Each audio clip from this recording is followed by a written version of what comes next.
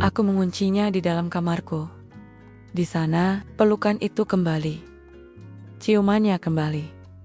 Nafas kami saling mengejar dalam gelap, dan malam itu, kami melewati batas. Aku tak akan menjelaskan semuanya. Tapi cukup kukatakan, malam itu, kami menanggalkan pakaian masing-masing. Ada desahan yang tak bisa dilupakan, ada tangan yang meraba penuh rindu, dan tubuhku menyerahkan diri pada seseorang yang mencintaiku dengan segenap ketulusan. Namun di atas dosa yang sengaja aku lupakan. Namaku Sarah, usia 45 tahun. Sudah hampir 10 tahun aku menjanda. Suamiku meninggal karena kecelakaan saat kami baru mulai mencicil rumah kecil di pinggiran kota. Sejak itu, aku bekerja keras menjadi pembantu rumah tangga di rumah keluarga. Pak Handoko, seorang pengusaha properti kaya raya yang tinggal di kawasan elit Jakarta Selatan. Aku tinggal di pavilion belakang rumah. Sederhana, tapi nyaman. Sudah 5 tahun aku di sini. Selama itu, tak pernah sekalipun aku berurusan dengan urusan hati. Bagiku, hidup sudah cukup rumit tanpa harus menambah luka lama. Namun, semua berubah sejak Dimas datang. Dimas, sopir baru Pak Handoko. Umurnya 30 tahun. Kulit sawo matang, tubuh tinggi tegap, dan sorot matanya hangat, tapi juga menyimpan sesuatu yang sulit dijelaskan.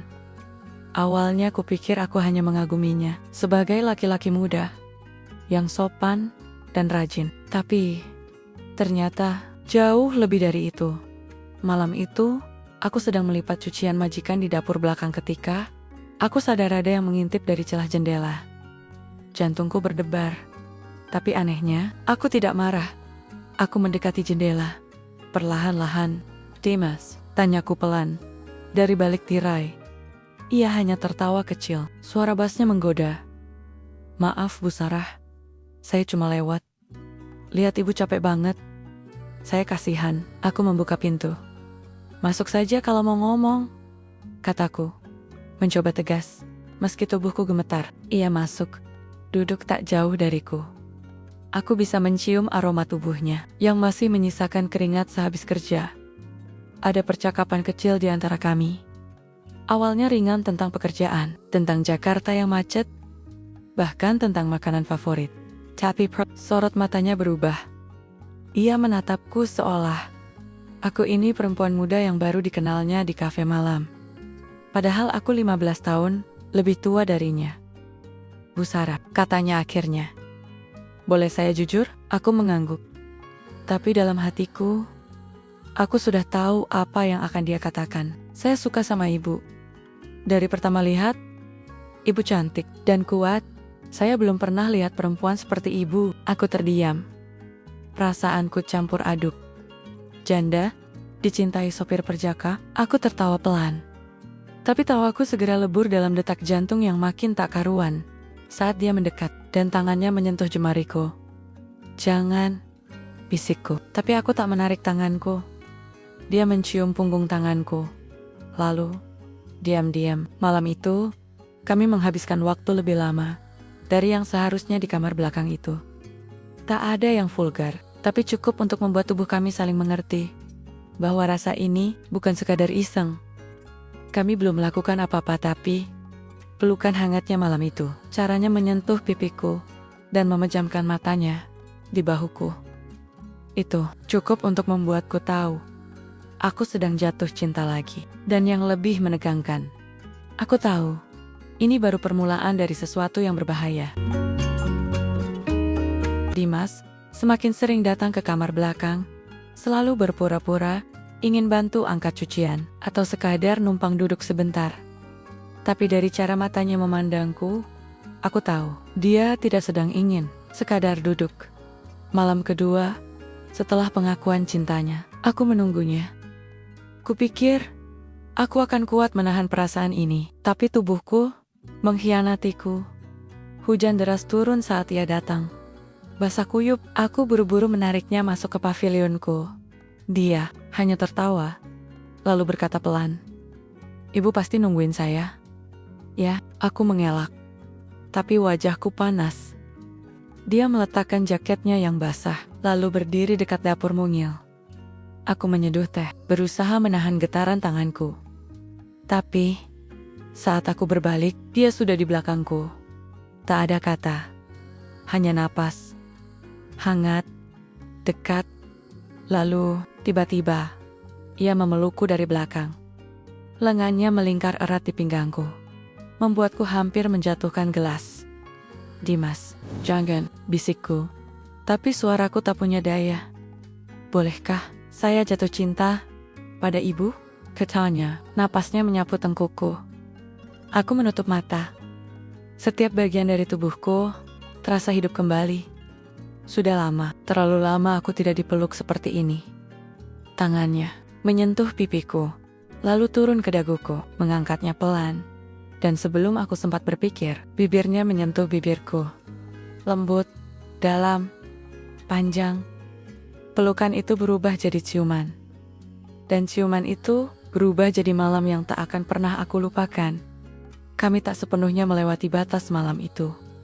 Hanya sebatas ciuman, pelukan, dan bisikan rindu yang tertahan. Tapi hatiku sudah jatuh. Sejatuh-jatuhnya, Dimas mencium setiap kerutan di wajahku. Seolah itu adalah peta kenangan yang ia hormati. Ia tak memperlakukan aku sebagai perempuan tua, tapi sebagai perempuan yang ia rindukan sepenuh hati. Saat aku berbaring di dadanya malam itu, aku berkata lirih, "Dimas, aku takut." Dia mengecup keningku. Aku juga, tapi lebih takut kalau kehilangan ibu. Dan tepat saat aku hampir percaya semuanya akan baik-baik saja, aku mendengar suara dari luar jendela. Suara langkah sepatu, cepat, mendekat. Kami saling menatap.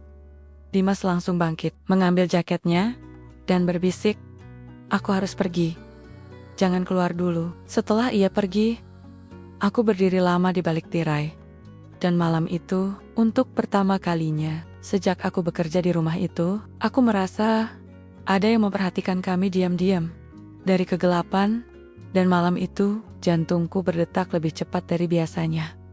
Bukan karena pelukan Dimas, tapi karena langkah misterius di luar jendela. Sejak kejadian aku tak bisa tidur. Rasanya seperti ada mata yang mengawasi. Paginya, saat aku mengantar teh ke ruang kerja Pak Handoko, majikanku, aku menangkap tatapannya yang aneh. Biasanya ia sibuk dengan laptopnya.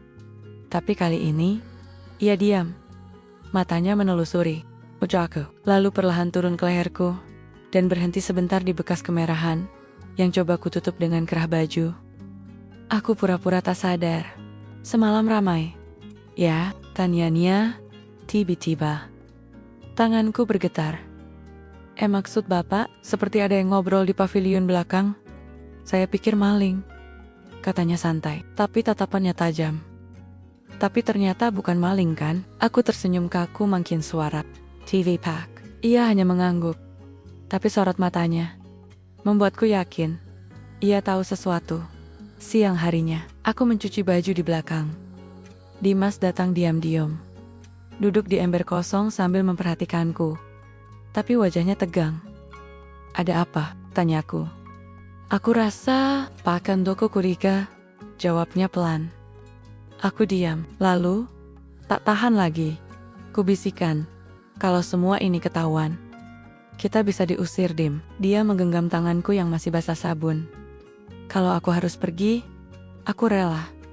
Tapi aku gak akan pergi sendiri. Aku mau bawa ibu." Aku tersentuh, tapi juga takut. "Ini bukan cinta biasa, Sarah," bisiknya. "Ini janji yang mau aku jaga." Malamnya, kami kembali bertemu. Tapi kali ini, tak ada tawa, tak ada pelukan panjang. Hanya kecemasan. Namun seperti dua orang yang sedang hanyut dalam larangan, kami tak bisa menahan diri. Aku menguncinya di dalam kamarku. Di sana, pelukan itu kembali, ciumannya kembali. Nafas kami saling mengejar dalam gelap. Dan malam itu, kami melewati batas. Aku tak akan menjelaskan semuanya. Tapi cukup kukatakan, malam itu ada desahan yang tak bisa dilupakan. Ada tangan yang meraba penuh rindu, dan tubuhku menyerahkan diri pada seseorang yang mencintaiku dengan segenap ketulusan. Namun, seminggu setelah malam itu, aku merasakan sesuatu yang ganjil. Tubuhku lemas, mual di pagi hari, pikiranku kacau, dan perlahan kenyataan itu mulai menamparku. Aku mungkin hamil, belum sempat aku memastikan semuanya. Sore itu, saat aku sedang menyapu halaman, Mbak Rini istri Pak Handoko memanggilku ke dapur. "Sarah," katanya tajam. "Kamu tahu Dimas tidur di mana semalam?" Jantungku nyaris berhenti. Aku hanya bisa menjawab, "Maaf Bu, saya tidak tahu." Dia menatapku tajam, lalu menyodorkan sesuatu. Sapu tangan kecil Brenda, milikku, yang semalam tertinggal di bantal. Dan hari itu, aku merasa seperti dunia perlahan menelanjangiku tanpa ampun. Sapu tangan kecil Brenda milikku ada di tangan istri majikan. Aku tak bisa menyangkal itu milik pribadiku. Warnanya, bordirnya, dan aroma yang masih melekat. "Sarah," ujar Mbak Rini datar. "Aku perempuan juga. Aku paham. Tapi tolong jangan anggap aku bodoh." Aku menunduk. Tenggorokanku tercekat. Rasanya lidahku mati rasa. Tak ada kata yang bisa menjelaskan malam-malam rahasia itu. Mbak Rini tidak marah, tapi justru itu yang membuatku takut. Ia hanya menatapku lama lalu berbelek. "Pak Handoko harus tahu. Tapi sebelum itu, kamu pikirkan baik-baik. Siapa yang kamu lindungi? Diri sendiri? Atau dia?" Malam itu, aku tidak tidur. Dimas mengirim pesan. "Aku tunggu di garasi. Kita harus bicara." Kami bertemu diam-diam. Ia duduk di dalam mobil. Mesin mati, suasana hening. Aku masuk, duduk di sebelahnya. Ia menatapku lama, lalu menggenggam tanganku. "Mereka tahu," kataku pelan. Dia mengangguk, wajahnya tegang. "Kalau ketahuan, aku bisa kehilangan kerja. Tapi itu nggak penting. Yang penting, kamu." Aku menoleh padanya. "Dimas, aku belum periksa, tapi tubuhku beda. Aku sering mual, lemas, dan aku telat datang bulan." Dia langsung mendekat. "Kamu hamil?" Aku tak menjawab, hanya menunduk. Lalu, untuk pertama kalinya, aku melihat mata Dimas berkokek-kokokah. "Kalau kamu hamil, Sarah, aku akan nikahi kamu." Deg. Aku tak tahu apakah aku bahagia atau makin takut. Tapi satu hal yang pasti, cintanya tulus. Meski dunia menolak, meski usia kami terpaut jauh, dia mencintaiku seutuhnya bukan karena kesepian, tapi karena pilihan. Pagi harinya, sebuah kejutan datang. Pak Handoko memanggilku ke ruang tamu. Duduknya tegak. Mbak Rini di sampingnya, diam dan tenang. Lalu, mereka menyuruh seseorang masuk. Langkah kaki berat itu membuat tubuhku gemetar. Dimas. Ia berdiri tegak di hadapan majikannya, seperti seorang lelaki yang siap dihukum, atau siap mempertahankan sesuatu yang ia perjuangkan. Pak Handoko berkata tanpa basa-basi, "Sarah, Dimas, saya sudah tahu semuanya. Tapi yang saya ingin tahu sekarang hanya satu. Siapa yang lebih dulu memulai?" Aku menatap Dimas. Dimas menatapku. Lalu ia menjawab dengan suara mantap. "Saya, Pak, dan saya mencintai Bu Sarah. Saya tidak main-main." Ruangan itu mendadak sunyi. Tapi sebelum Pak Handoko bisa berkata apa-apa, suara pelan dari Mbak Rini memecah. "Henning, Sarah, ... Kamu yakin dia bukan cuma numpang lewat dalam hidupmu?" Aku menjawab. Suara tercekat, tapi jelas. Saya juga mencintainya, dan saya sedang mengandung anaknya. Suasana berubah. Pak Handoko berdiri. Lalu tanpa kata, ia berjalan keluar ruangan. Mbak Rini hanya menghela napas, lalu berkata, "Kalau begitu, kalian harus siap dengan pilihan kalian." Dan saat pintu tertutup di belakang mereka, aku dan Dimas saling menatap. Tahu bahwa badai baru saja dimulai. Dan hidupku kini berada di titik yang tak pernah aku bayangkan sebelumnya. Aku hamil dari seorang laki-laki 15 tahun lebih muda dariku. Dan semua orang di rumah ini sudah tahu. Setelah pengakuan itu, suasana rumah menjadi dingin. Bukan karena makian, tapi karena diam yang mencekik. Pak Handoko tidak memecatku, tapi sikapnya berubah. Mbak Rini tak pernah menyebut kejadian itu lagi. Tapi sorot matanya tajam, menusuk, seperti menelanjangi setiap gerak-gerikku. Dan Dimas. Oh, Dimas. Dia semakin melindungiku. Beberapa hari setelahnya, kami duduk berdua di taman belakang. Di bawah pohon kamboja tua, dia menggenggam tanganku erat, seolah takut aku akan menghilang. Aku sudah bilang ke orang tuaku, katanya. Aku tersentak. Tentang kita. Dia mengangguk. Awalnya mereka marah. Tapi aku bilang, aku gak butuh restu. Aku cuma butuh kamu. Aku menangis pelan. Aku takut, Dim. Aku bukan perempuan muda. Tubuhku gak sempurna lagi. Dan aku. Dia menghentikanku dengan ciuman di kening. Jangan bandingkan dirimu dengan siapapun. Bagiku, kamu perempuan yang paling hidup. Kalimat itu. Aku peluk dia. Erat. Seerat mungkin. Tapi cinta yang besar tak selalu berarti bahagia. Hari itu, Pak Handoko memanggil Dimas secara pribadi. Aku menguping dari dapur. Jantungku berdentam. Dim, kata Pak Handoko tenang. Kalau kamu masih ingin kerja di sini, kamu harus lepaskan. Sarah, anggap ini tawaran. Tawaran? Dimas terdengar bingung. Saya bantu kamu dapat kerja lebih baik, gaji 2 kali lipat, bahkan mobil. Tapi kamu pergi, dan lupakan semua ini. Hening. Dimas tertawa pelan.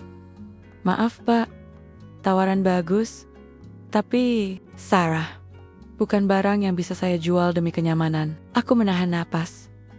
Kalau begitu, saya tak bisa bantu, kata Pak Handoko. Nadanya tegas. Lalu Dimas berkata, kalimat yang membuat tubuhku menggigil dari tempatku berdiri. Tak apa, Pak. Saya memang miskin, tapi saya tidak akan pernah miskin. Keberanian untuk mencintai perempuan yang saya pilih. Malam itu, Dimas tidur di kamarku. Kami tak bercinta. Tak ada pelukan panas seperti malam-malam sebelumnya. Kami hanya saling menggenggam tangan. Dalam sunyi, aku bertanya lirih. Kalau nanti hidup susah, kamu akan menyesal? Dia tersenyum. Aku cuma akan menyesal kalau kehilangan kamu. Keesokan harinya, sesuatu yang tak kami duga terjadi. Ada mobil asing datang ke rumah. Seorang wanita muda turun. Cantik, elegan, rambut panjang tergerai. Dia berdiri di depan pintu, lalu menatapku tajam. Bu Sarah, katanya manis. Namun matanya tajam seperti belati. Aku, mantan tunangannya Dimas. Dan sore itu, semua keberanianku seakan runtuh, hanya karena satu kalimat. Aku, mantan tunangannya Dimas. Dia berdiri di depan pintu rumah majikan. Mengenakan blus mahal dan sepatu berhak tinggi, anggun, muda. Jelas jauh dari kata mantan biasa. Aku menatapnya. Menahan napas, ia tersenyum tipis, seolah memahami ketegangan di wajahku. Aku cuma ingin bicara. Bukan marah-marah. Bisa, katanya. Masih tenang, aku mengangguk pelan. Kami duduk di bangku taman belakang. Namanya Citra. Dia memperkenalkan diri tanpa basa-basi, lalu memulai. Dimas pernah ingin menikahiku. Kami sudah tunangan. Tapi 3 bulan sebelum hari pernikahan, dia tiba-tiba mundur. Aku diam. Rasanya tenggorokanku mengering. Waktu itu, aku pikir dia pengecut. Tapi sekarang aku tahu, ternyata bukan karena takut menikah, tapi karena ada yang lain. Aku ingin menjawab, tapi Citra melanjutkan. Sarah, aku tahu kamu perempuan baik. Tapi, kamu tahu betul kan? Kalau cinta juga bisa buta. Aku menatap matanya. Lurus, tanpa pura-pura. Citra, aku tidak pernah meminta Dimas mencintaiku. Justru aku yang ingin menjauh. Tapi dia tetap datang. Citra tersenyum miris. Laki-laki umur 30, mudah jatuh cinta, tapi tidak mudah bertahan. Ia berdiri, lalu sebelum pergi, ia meninggalkan kalimat yang terus bergema di kepalaku. Aku gak datang untuk rebut dia, tapi aku cuma ingin kamu siap. Kalau suatu hari, dia pulang sendiri, dan kamu tinggal dengan anakmu tanpa dia, Malam itu, aku duduk lama di depan cermin. Tubuhku mulai berubah. Perutku belum besar, tapi hatiku terasa sesak. Dimas datang ke kamarku. Seperti biasa, tapi kali ini, aku yang menahannya di depan pintu. Aku ketemu Citra, kataku datar. Dia diam.